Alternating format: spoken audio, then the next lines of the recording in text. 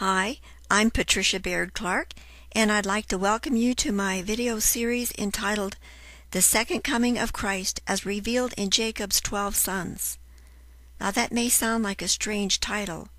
What would Jacob's sons in the Old Testament have to do with the second coming of Christ? Well, the fact is, a lot of the mysteries and secret things regarding the second coming of Christ are hidden in the Old Testament, lying just beneath the surface of the Word. And the way we discover these is by using some principles laid down by the early church fathers, men like Ambrose, St. Augustine, Jerome, and Gregory the Great, and others. These principles are that we can look at Scripture on different levels. We can look at it outwardly and historically, or we can look at it inwardly and allegorically. So our view of the 12 sons and the second coming will be inward and allegorical. As we examine the sons inwardly and allegorically, we will find our information as we look at them by understanding the meaning of their name, examining what each mother said about the son, and the prophecy that Jacob spoke over each son in Genesis 49, when the sons were grown and just before he died. As we look at it inwardly and allegorically, great end-time truths will be revealed. I'll give you one example. For example, the son named Dan. Here's what Jacob said about Dan. Dan shall judge his people as one of the tribes of Israel. Dan shall be a serpent by the way, an adder in the path, that biteth the horse's heels, so that his rider shall fall back. Dan shall judge his people. The word Dan actually means judging. But what's that got to do with a serpent and an adder that bites the horse's heels? Well, if you look at Dan historically, there wasn't a lot done by that tribe of any kind of notoriety. However, one judge did come from them, and that was Samson.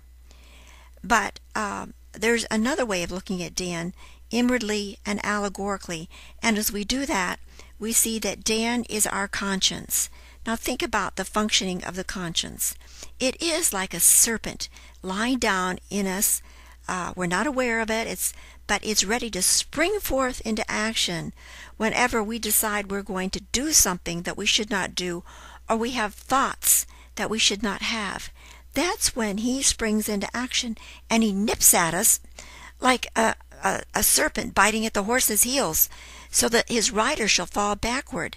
The serpent, the conscience nips at us so that we will fall back from the sin that we were getting ready to enter into. So this is a really interesting way of looking at Scripture, where things historical suddenly take on much more interest as we realize it's very up to date when we think of it as being inward, and we use the principles laid down by the early church fathers.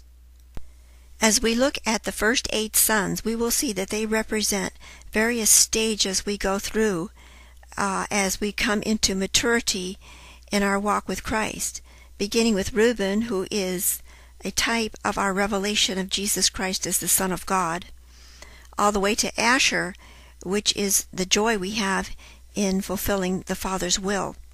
The last 4 sons then become much more mystical and reveal many secrets about the second coming of Christ. But it's important to see them in context.